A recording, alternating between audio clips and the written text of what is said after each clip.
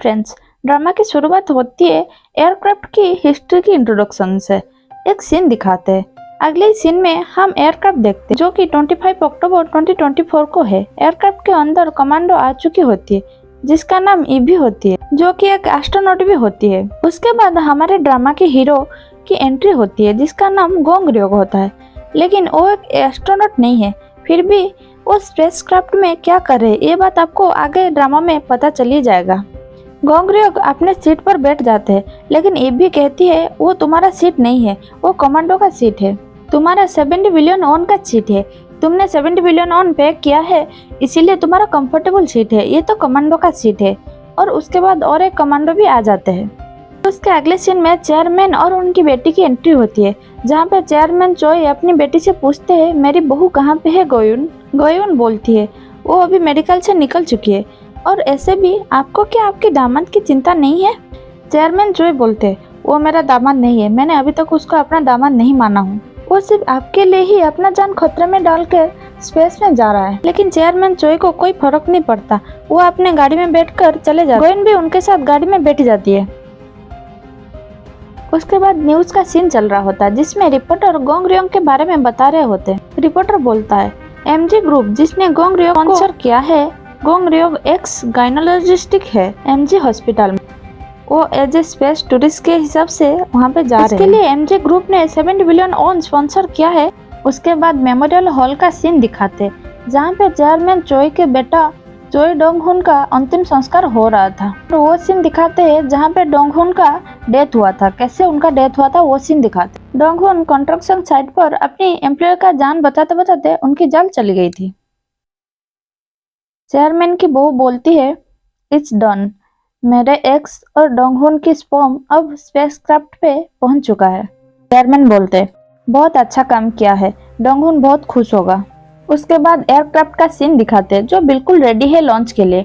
और यहाँ पे और एक सीन दिखाते हैं जो कि 3 लेडीज जो कि हीरो की आंटियां होती है। एयरक्राफ्ट बिल्कुल रेडी है उड़ान भरने के लिए। यहाँ पे डोंग ही नाम का एक एस्ट्रोनॉट होता है जो कि सॉन्ग रिक्वेस्ट पूछ रहा होता है। वो दोनों ऑलरेडी बोल चुके, लेकिन गोंग रयोग कुछ नहीं बोलता है। ईव उसे बोलती है अरे जल्दी बोलो, तुम्हें ही पूछ रहे हैं। गोंग बोलता है अरे मुझे कुछ समझ नहीं आ रहा है वो क्या बोल रहे हैं। ईव बोलती है तुम्हें जो सॉन्ग पसंद है तुम उसका नाम बता सकते हो ताकि तुम रिलैक्स फील कर सको। उसके बाद फाइनली एयरक्राफ्ट लॉन्च हो जाता है, नीचे सब बहुत खुश हो जाते हैं, लेकिन गोंग को बहुत डर लगता है। वो बहुत जोर से चिल्लाता है, डर के कुछ इमेजिन करने लग जाता है, लेकिन उससे वो कुछ भयानक देख लेता है। उसके बाद वो डर जाता है और वॉमिटिंग कर लेता है, और वो पुराने दिन को याद करने लग जाता है। और वो पुराने दिन को वहाँ पे याद करता है जहाँ पे गोंग का जन्म होता है और उसकी माँ की डेथ हो जाती है। गोंग को उसकी आंटियों ने ही पाला था। गोंग की तीनों आंटी बाहर में काम करते हैं ताकि वो गोंग की पढ़ाई पूरी कर पाए, और फाइनली गोंग एक बहुत अच्छा डॉक्टर बन जाता है। और यहाँ पे कुछ मेडिकल का सीन दिखाते हैं जहाँ पे गोंग को बहुत ही अच्छा डॉक्टर बताया जाता है जो सबकी मदद करता है। ये भी दिखाते हैं चेयरमैन का बेटा और उनके बहू गोंग के पास आए थे जो कि बोल रहे थे तुम्हें जो चाहिए हम दें, बच्चे नहीं हो रहे, तुम कुछ भी करके ये कर दो। अगले सीन में एक एक्सीडेंट में गोंग रयोग और गोयुन का मुलाकात होता है जहाँ पे गोयुन की तबीयत बहुत ज्यादा खराब हो जाता है और गोंग उसको मेडिकल ले जाती है। मेडिकल के अंदर गोंग गोयुन को बताता है तुम प्रेग्नेंट हो, तुम्हारी सर्जरी करनी पड़ेगी।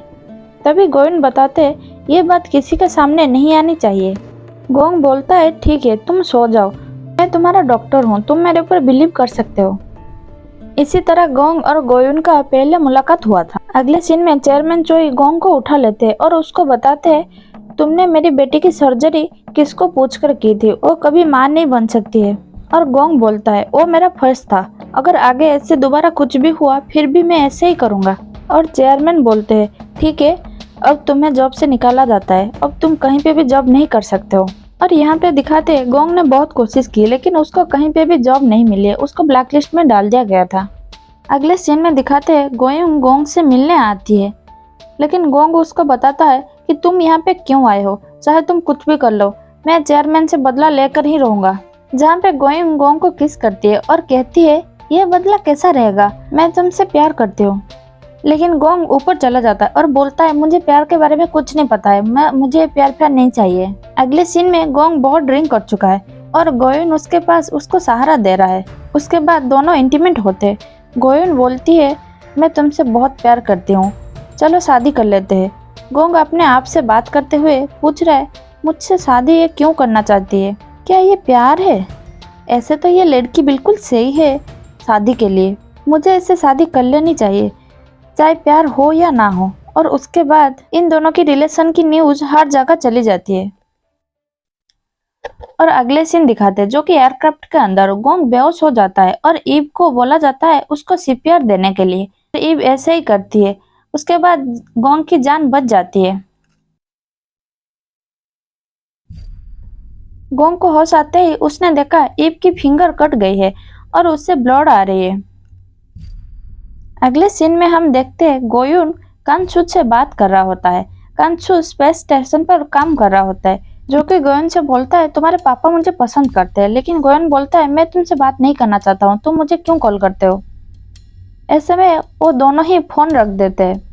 उसके बाद यहाँ पे डोंग ही और ईवी दोनों रिलेशन में है उसका एक सीन दिखाते हैं, जो कि इसके बारे में बात करके हम अभी 1 साल तक एक दूसरे को नहीं देख सकते, हम कैसे रहेंगे। अगले ही सीन में ईव गोंग का बॉडी टेम्परेचर चेक करती है और उसको बताती है सब कुछ नॉर्मल है। और गोंग भी ईव की पैर की ट्रीटमेंट करने के लिए बोलता है, लेकिन उसको एनेस्थेसिया नहीं मिलता है। ईव बोलती है ऐसे ही कर दो, मुझे फर्क नहीं पड़ता। और गोंग ऐसे ही ट्रीटमेंट शुरू कर देता है। यहाँ पे कुछ पुराने सीन दिखाते हैं जहाँ पे गोंग और गोयुन साथ में होते हैं। गोयुन गोंग को आई लव यू बोलती है और गोंग जवाब में ये बोलता है मैं हमेशा तुम्हारे साथ रहूँगा और लॉयल रहूँगी, तुम्हें कभी चिंता करने की ज़रूरत नहीं है। और अब एयरक्राफ्ट के सीन दिखाते हैं जहाँ पे गोंग ने ईव की ट्रीटमेंट कर चुकी होती है और गोंग ईव को बोलती है तुम्हारा फिंगर्स बहुत सुंदर है। गोंग खुश हो जाता है और ये एपिसोड यहीं पे ख़त्म हो जाता है।